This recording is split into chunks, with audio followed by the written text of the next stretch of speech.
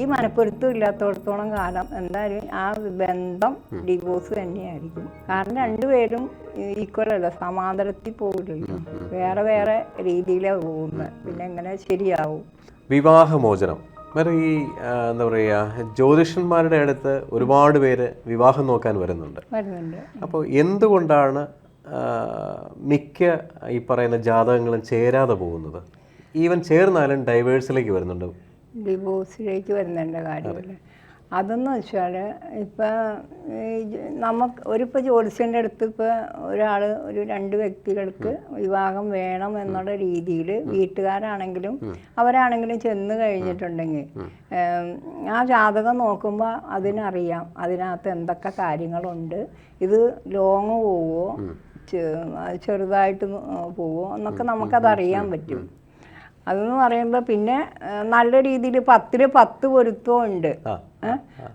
അത് വിവാഹം നടന്നാലും പ്രശ്നം ഉണ്ടാവണ്ടല്ലോ, ഇല്ലേ? പലർക്കും ഉണ്ടാവണ്ടല്ലോ. അത് ആ വ്യക്തികളുടെ സ്വഭാവ രീതികൾ കൂടുതൽ അത് എഫക്റ്റ് ചെയ്യുന്നതുകൊണ്ടാണ് ആ ദാമ്പത്യത്തിൽ. കാരണം രണ്ടുപേരുടെ മനപ്പൊരുത്തം ഉണ്ടാവില്ല.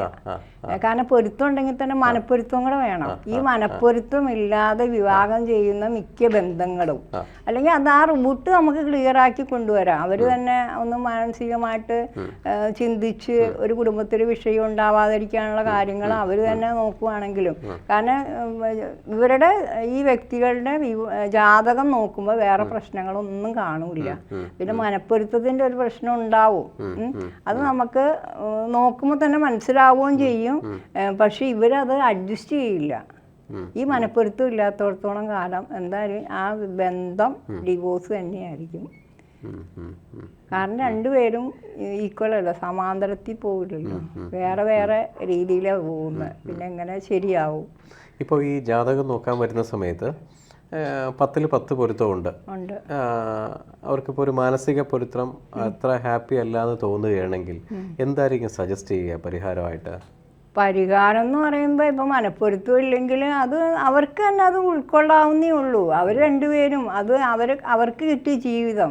കാരണം അവർക്ക് പൊരുത്തങ്ങളെല്ലാം ഉണ്ട്. അവർക്ക് ഈ ഒരു പൊരുത്തം മാത്രമേ ഇല്ലാത്തുള്ളൂ. അത് നമ്മൾ ഒരു തയ്യാറെടുപ്പും എല്ലാം കൂടി ഉണ്ടെങ്കിൽ അത് അവർക്ക് കൊണ്ടുവരാവുന്നതേ ഉള്ളൂ. പക്ഷെ അവർ ചെയ്യുന്നില്ല. ഞാൻ സജസ്റ്റ് ചെയ്യുന്നത് നമുക്കത് മാത്രമേ ചെയ്യാൻ പറ്റുള്ളൂ. അതിന് പ്രത്യേകിച്ച് വഴിപാടുകൾ ഒന്നും ചെയ്തിട്ട് അതിനകത്ത് കാര്യമില്ല. അവർ തമ്മിൽ വിചാരിക്കണം. പിന്നെ വേറെ അത് തന്നെയല്ല, വേറെ പ്രശ്നങ്ങളെന്ന് പറഞ്ഞാൽ അവരുടെ വീട്ടിലെ പിന്നെ മറ്റുള്ള അംഗങ്ങൾ, അതായത് അവരുടെ പേരൻസ്, അമ്മായിയമ്മ, പിന്നെ നാത്തൂൻ, അങ്ങനെയുള്ള പ്രശ്നങ്ങളൊക്കെ വരുമ്പോൾ അവിടെ വിഷയങ്ങൾ തന്നെത്താൻ ഉണ്ടാവുമല്ലോ. അപ്പോൾ ഒട്ടും നിൽക്കാൻ പറ്റാത്ത ഒരവസ്ഥയിലായിരിക്കുമല്ലോ അവർ ജീവിക്കുന്നത്. അവർക്ക് പോയേ പറ്റുള്ളൂ. അപ്പോൾ ആ യോഗം ഇല്ലെങ്കിൽ തന്നെ ഇപ്പം അവർക്ക് ഇങ്ങനെ ഡിവോഴ്സിൻ്റെ യോഗം ഇല്ല. എന്നാലും ആ സാഹചര്യം വരുമ്പോഴും അങ്ങനെ ആവാറുണ്ട്.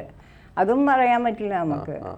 കാരണം ഇതിനെ നമുക്ക് വ്യക്തമായിട്ട് പറയുന്നതെന്ന് പറയുമ്പോൾ ഇതിൽ ജാതകം നോക്കി കല്യാണം കഴിക്കുന്നത് നല്ലതാണെന്നാണ് പറയാൻ പറ്റുള്ളൂ. Okay okay.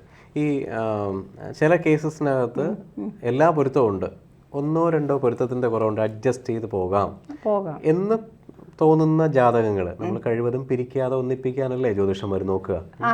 അല്ലേ? സോ അപ്പോൾ ഈ അങ്ങനെ നോക്കുന്ന സമയത്ത് ഈ ഉമാമഹേശ്വര പൂജ അല്ലെന്നുണ്ടെങ്കിൽ ഇങ്ങനെ പറയുന്ന ഒരുപാട് വഴിപാടുകളുണ്ട്. ഇത് ഏതായിരിക്കും കൂടുതൽ പ്രാക്ടിക്കലി അവർക്ക് ഫലം കിട്ടുന്നത്? ഉമാമഹേശ്വരി പൂജയൊക്കെ നല്ലതാണ്. പിന്നെ വിവാഹശേഷം ശ്രീ പാർവതി, ശിവനും പാർവതിയുള്ള അമ്പലങ്ങളിൽ പോയി ദർശനം നടത്തുക, വഴിപാട് നടത്തുക, അങ്ങനെയൊക്കെ ആണെങ്കിൽ അതിന് ഒരുപാട് മാറ്റങ്ങൾ വരും. ഓക്കെ.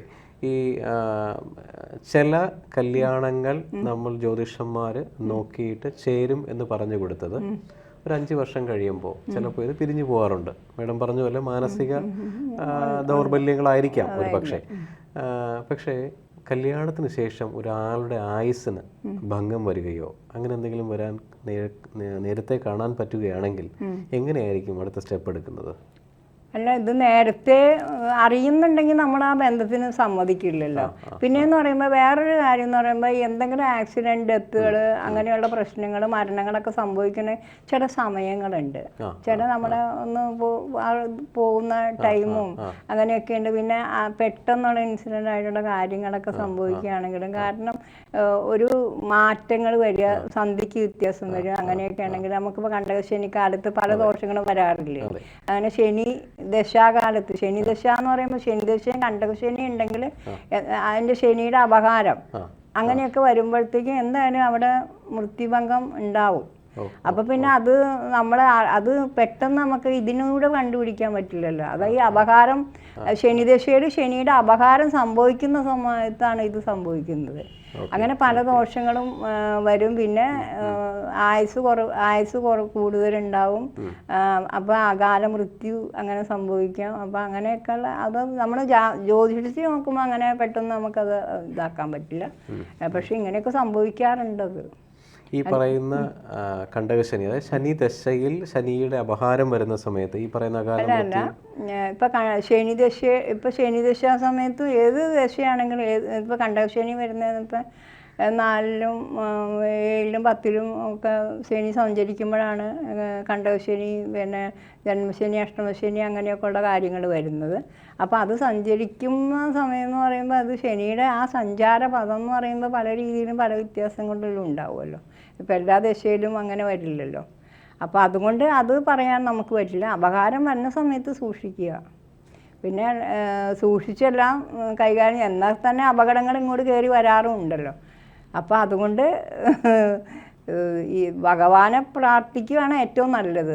കാരണം ശനീശ്വരനെ പ്രാർത്ഥിക്കുക, ധർമ്മശാസ്താവ് അങ്ങനെയൊക്കെയുള്ള ശിവ ഭഗവാനെ പ്രാർത്ഥിക്കുക. അങ്ങനെയൊക്കെ ആണെങ്കിൽ ഒത്തിരി ദുരിതങ്ങളിൽ നിന്ന് നമുക്ക് കരകയറാൻ പറ്റും.